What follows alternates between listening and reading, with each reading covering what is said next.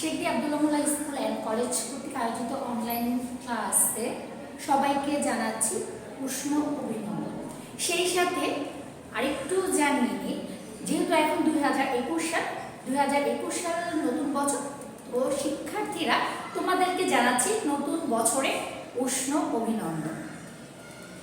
এই প্যান্ডামিক সিচুয়েশনে পড়াশোনা ধারাবাহিকতা বজায় রাখার জন্য Sheikh Abdullah Molla school and college বিগত কয়েক মাস যাবতই অনলাইন ক্লাসের ব্যবস্থা করে আসছে এবং সেই সাথে 2021 সালেও আবার অনলাইন ক্লাসের ব্যবস্থা করা হয়েছে। তো শিক্ষার্থীরা আশা করছি ক্লাসগুলো খুব মনোযোগ সহকারে দেখবে, কারণ প্রতিটি শিক্ষকই কি করছেন, খুব যত্ন সহকারে ক্লাসগুলো নিচ্ছেন তোমাদের জন্য, এবং তোমরা যদি এগুলো দেখো অবশ্যই উপকৃত হবা। তো শিক্ষার্থী বন্ধুরা, আমি রোকেয়া আক্তার সীমা তোমাদের মাঝে উপস্থিত হয়েছি নবম ও দশম শ্রেণীর ব্যবসায়িক উদ্যোগ বিষয়টি নিয়ে। তো আমার প্রিয় শিক্ষার্থীরা, আশা করি সবাই বাসায় আছো, ভালো আছো। আজ আমি তোমাদের পড়াবো নবম ও দশম শ্রেণীর ব্যবসায়িক উদ্যোগ বিষয়টি এবং ব্যবসায়িক উদ্যোগের তৃতীয় অধ্যায় আত্মকর্মসংস্থান। তো চলো শিক্ষার্থী বন্ধুরা, আমরা এবার পড়ায় ফিরে যাই। আমাদের আজকে পড়ার বিষয় কি? আত্মকর্মসংস্থান। আত্ম বলতে আমরা বুঝতে পারছি, আত্ম মানে নিজ কর্মসংস্থান, নিজেই কর্মসংস্থান করাই হচ্ছে মূলত আত্মকর্মসংস্থান।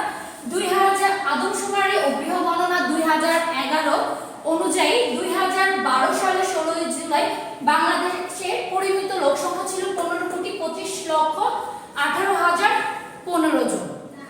আমাদের এই দেশে শতকরা 80% লোক গ্রামে বাস করে। এদের মধ্যে 2011 সালে পরিসংখ্যান অনুযায়ী দেশে কৃষি ক্ষেত্রে লোক সংখ্যা হচ্ছে 20%, শিল্প খাতে হচ্ছে 30% এবং সেবা খাতে হচ্ছে 50%। আমাদের দেশে দিন দিন জনসংখ্যা বৃদ্ধির কারণে অর্থনৈতিক অনগ্রসরতা এবং আরো অন্যান্য কারণে দেখা যাচ্ছে বেকার সমস্যা বেড়ে যাচ্ছে এবং দেখা যাচ্ছে যে এর ফলে কি হচ্ছে, মানুষ কর্মহীন হয়ে পড়ছে বেশি। তো 2000 পরিসংখ্যান করুন, 2010 এর মধ্যে কর্মহীন লোকের সংখ্যা হচ্ছে 26 লক্ষ, যার 1/3 আমরা এখানে আরেকটু বলতে পারি যে দেশে 2011 সালের পরিসংখ্যানগুলোর মতে মোট শ্রমশক্তির পরিমাণ হচ্ছে 5,67,00,000, যাদের মধ্যে 1/3 হচ্ছে যুবক যুবতী। তাহলে অনেকটা অংশই কিন্তু আমাদের বেকার রয়েছে, যুবক যুবতী। এদের যদি আমরা কাজের মাধ্যমে অন্তর্ভুক্ত করতে পারি, তাহলে দেখা যায় দেশের বেকার সমস্যা কিন্তু অনেকটাই লাঘব হয়ে যাবে। তো শিক্ষার্থীরা, এবার আমরা চলে যাব আত্মকর্মসংস্থানের সংজ্ঞায়। আত্মকর্মসংস্থান কি? আমরা মূলত বুঝি আত্মকর্মসংস্থান হচ্ছে কি, নিজের কর্মসংস্থান করা। এটা আমরা ধরে নিই যে এক কথা উত্তর যখন আমাদের আসে আত্মকর্মসংস্থান কি, তখন আমরা কি বলে থাকি? নিজের কর্মসংস্থান করা হচ্ছে কি আত্মকর্মসংস্থান। যদি আমরা একটু ডিটেলসে বলতে চাই, তখন আমরা কি বলবো? নিজস্ব পুঁজি অথবা ঋণ করা স্বল্প মূলধন, নিজস্ব জ্ঞান, চিন্তা, বুদ্ধিমত্তা ও দক্ষতাকে কাজে লাগিয়ে আত্মপ্রচেষ্টায় জীবিকা অর্জনের কর্মপ্রচেষ্টাই কি হচ্ছে? আত্মকর্মসংস্থান। তো আমরা 2 এর উত্তর পেয়ে গেলাম। এখানে আমরা একটু ডিটেইলস লিখে দিব। আমরা 1 নম্বরের উত্তর পেয়ে গেলাম, আত্মকর্মসংস্থান কি এবং আত্মকর্মসংস্থান বলতে কি বোঝায়। আমরা দুটো উত্তরই পেয়ে গেছি। আমরা তাহলে এক কথাই বলে দেব, নিজের কর্মসংস্থান করাকে আত্মকর্মসংস্থান বলে।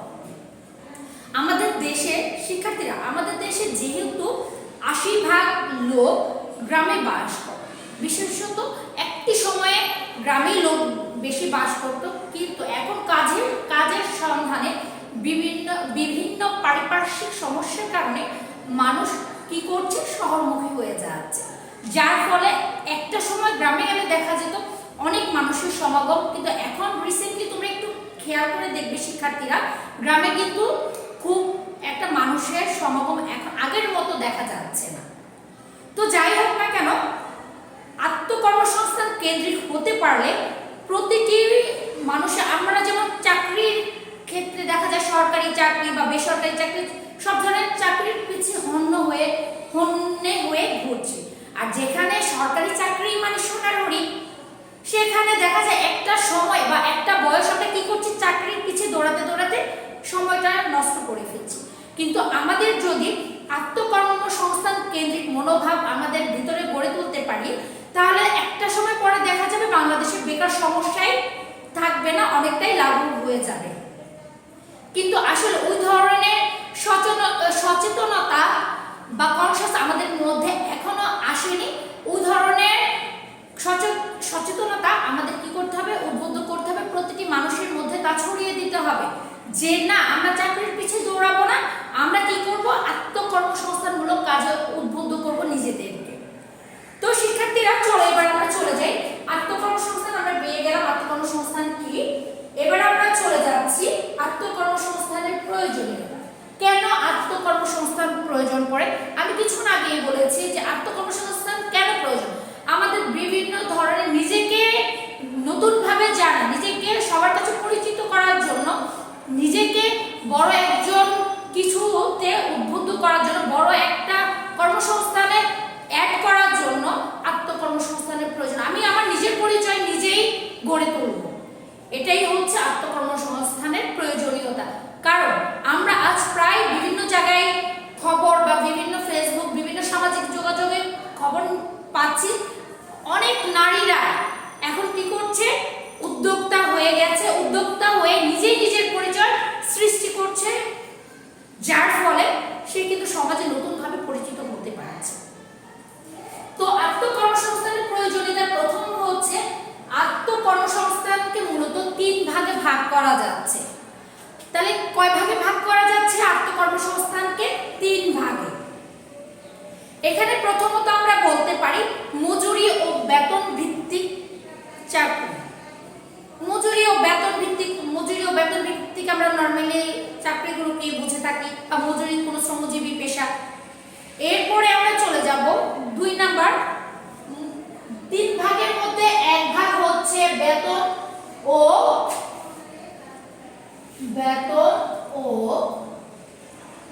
মজুরি ভিত্তিক, বেতন না, আগে আসবে মজুরি। এক হচ্ছে মজুরি ও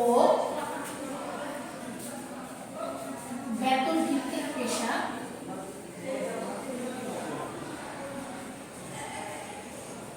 2 হচ্ছে আত্মকর্মসংস্থান,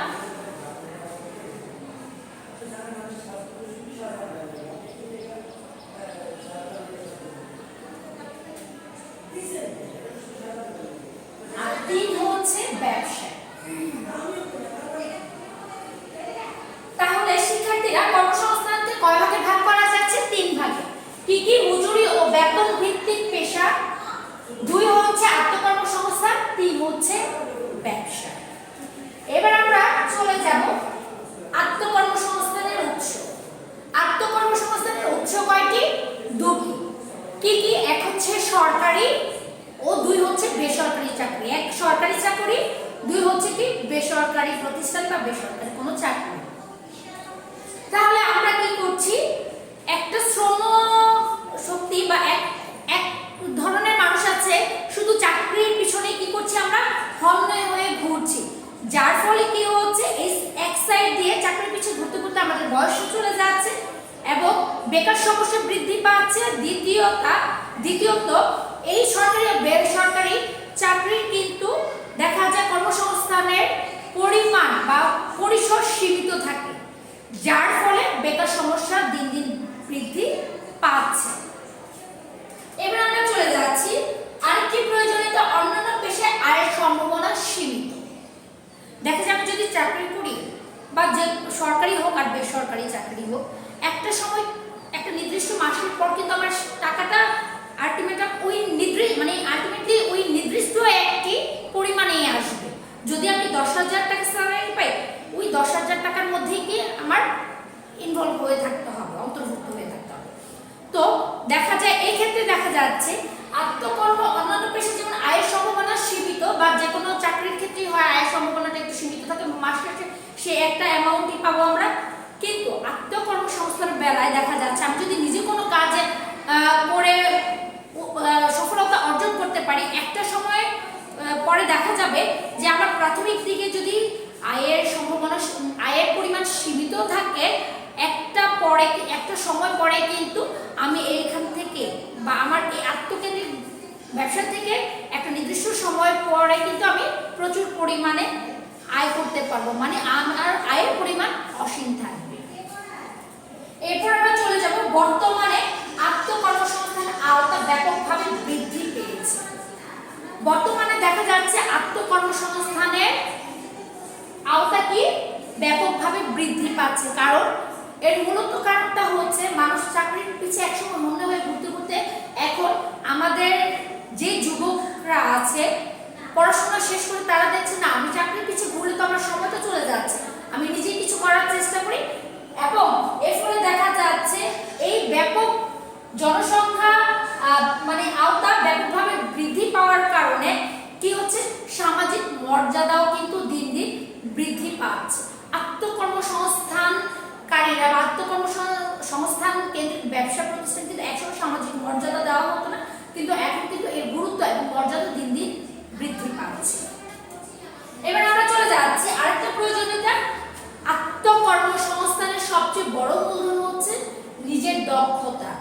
নিজের দক্ষতাকে কাজে লাগিয়ে যদি আমি কোনো ব্যবসা প্রতিষ্ঠান ওপেন করতে পারি সেখানে দেখা যাচ্ছে আমি নিজেও লাভবান হচ্ছে, এবং নিজস্ব লাভবান হওয়ার পরেও আমি যদি আরো কয়েকজনকে আমার এই প্রতিষ্ঠানে বা আমার কর্মসংস্থান কেন্দ্রিক সংস্থায় যদি আরো কয়েকজনকে কর্মসংস্থানের সুযোগ করে দিতে পারি, একটু ঝুঁকি আছে জেনেও আমি যদি আত্মপ্রচেষ্টায় আরো কয়েকজনকে কাজের ব্যবস্থা করে দিতে পারি, দেখা যাচ্ছে আমার সাথে সাথে আরো কয়েকজন যুবক, কর্মহীন যুবক যুবতীরা কি করছে, কাজের কর্মসংস্থানের ব্যবস্থা পাচ্ছে।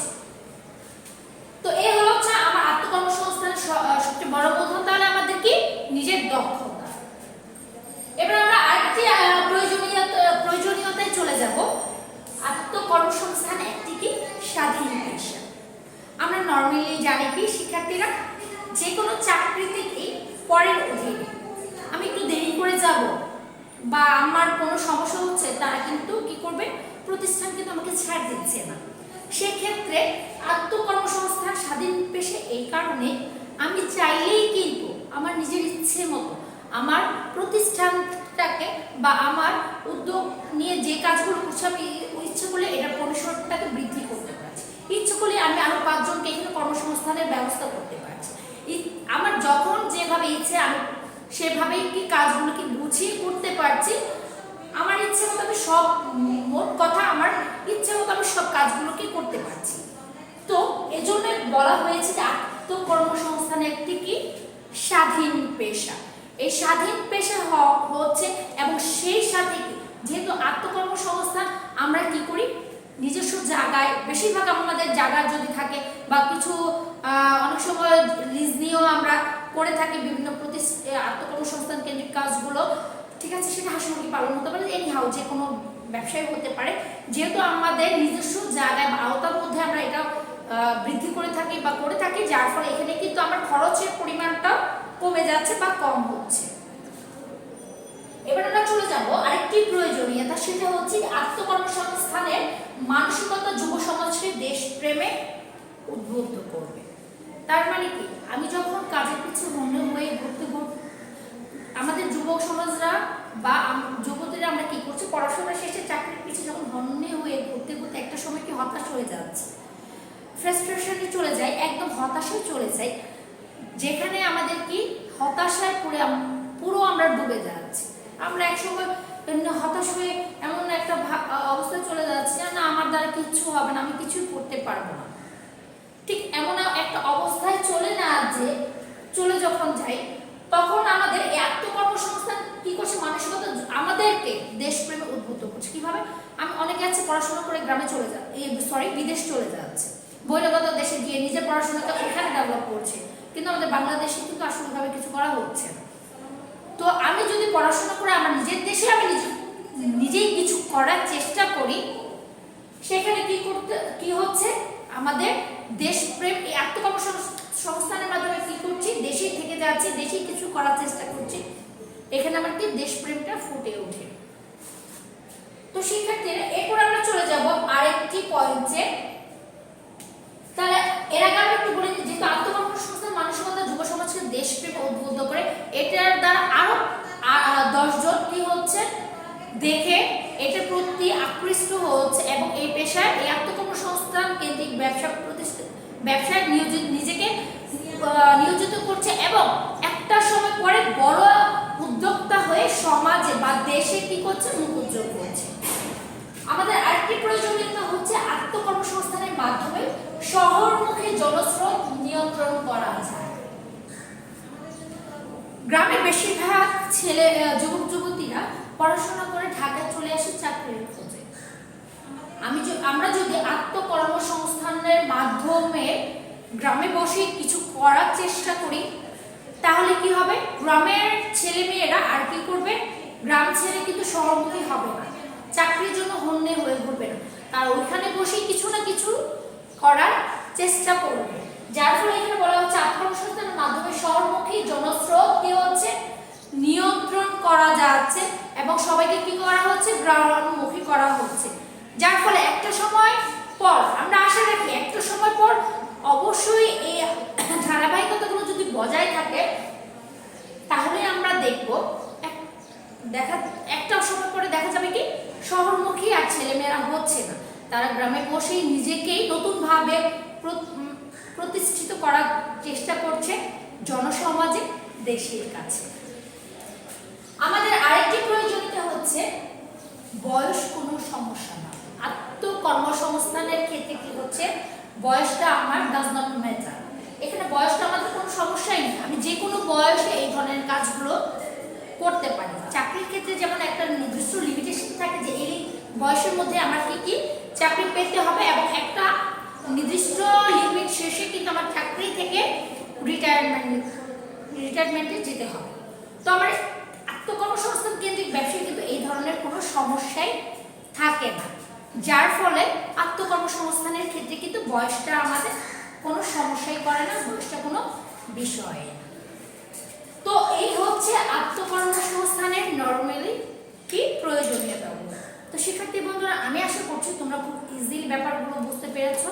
আর আমাদের একটা কথা থাকে, তোমরা যদি কোনো সমস্যায় ভোগো বা কোনো সমস্যা হয়ে থাকে পড়ানো, তোমরা আসলে আমাদের কেউ কোনো কমেন্টস করে বা ফোনে অন্তত জানাতে পারো। যদি তোমরা মনে করো না কমেন্টস করলে টিচাররা কি মনে করবে আসল বিষয়, তো তোমরা যদি ইচ্ছে করলে ফোনেও আমাদের জানাতে পারো বা আমাদের সাথে এসে আমরা যেহেতু স্কুলে রেগুলার আসছি, তোমরা আমাদের জানাতে পারো। তো এবার আমরা একটু চলে যাই আত্মকর্মসংস্থানের প্রয়োজনীয়তার পরে আমরা আরেকটু জিনিস জানবো, সেটা হচ্ছে আত্মকর্মসংস্থানের উপযুক্ত বা লাভজনক ক্ষেত্রগুলো।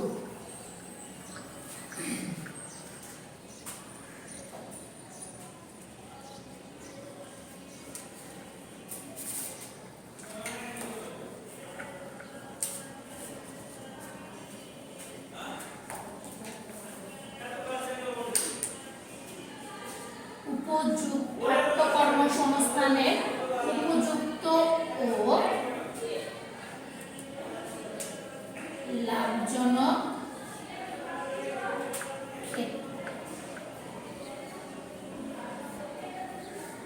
শিক্ষার্থীরা, তোমরা বই একটু লক্ষ্য করে দেখবে আত্মকর্মসংস্থানের উপযুক্ত ও লাভজনক অনেকগুলো ক্ষেত্র দেওয়া আছে। এটা আমাদের বিশেষ করে 2 মার্কসের কোশ্চেনে এসে থাকে যে আত্মকর্মসংস্থানের উপযুক্ত ও লাভজনক ক্ষেত্রগুলো কি কি।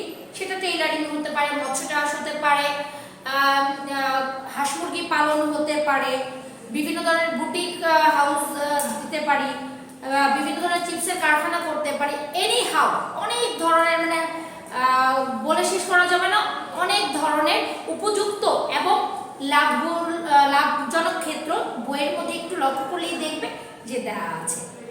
আশা করছি তোমরা জিনিসগুলো বই থেকে আরো ক্লিয়ার হয়ে নেবে। আমি জাস্ট এটা লেখার কারণ হচ্ছে যে অনেক ক্ষেত্র আছে, এখান থেকে তোমরা 8-10টা নর্মালি একটু ভালোভাবে আয়ত্ত করে ফেললে দেখা যাবে দিতে পারো।